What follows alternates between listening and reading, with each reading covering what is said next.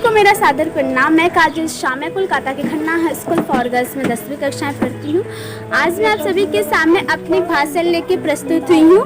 मेरे भाषण का शीर्षक है कि मैं आज आप सभी के सामने अपने पर्यावरण के बारे में वर्णन करना चाहूँगी।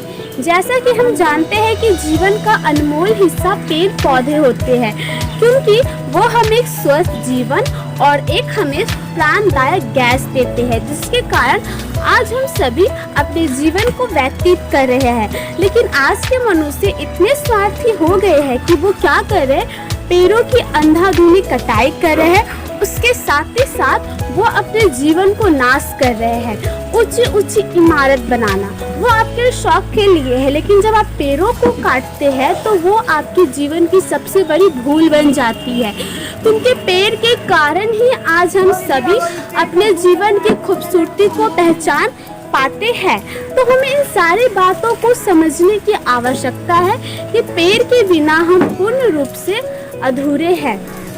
तो हमें क्या करना है, हमें अब पेड़ों की कटाई को रोकने के लिए अपने समाज में, अपने जीवन में जागरूकता लाना होगा और लोगों को यह सिखाना होगा कि हम पेड़ पौधे के बिना हम पूर्ण रूप से अधूरे हैं।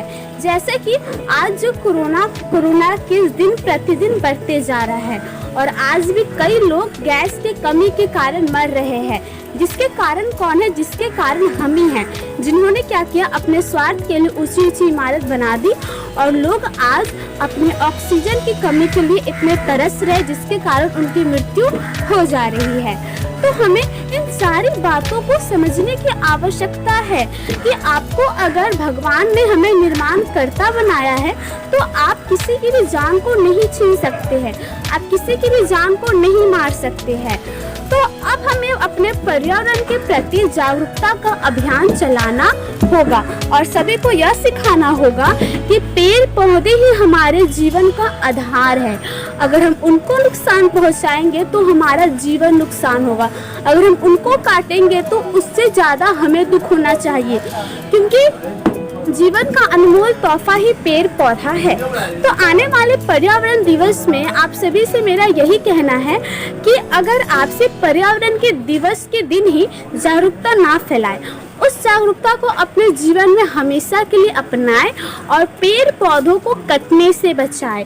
अगर आप पहला प्रयास अपने समाज से कीजिएगा तो ये जरूर ही सही साबित होगा, क्योंकि अच्छाई की शुरुआत सबसे पहले खुद के घर से की जाती है। तो हमें इन सारी बातों को समझने की आवश्यकता है और सभी को यह सिखाना है कि आप एक स्वयं को नागरिक कहते हैं, तो नागरिक के प्रति आपके अंदर कर्तव्य होना चाहिए और पर्यावरण के प्रति जागरूकता होनी चाहिए। तो आप सभी ने मेरे भाषण को सुना, उसके लिए दिल से धन्यवाद और आप सभी अपने पर्यावरण के प्रति थोड़ा अभिरुचि रखें।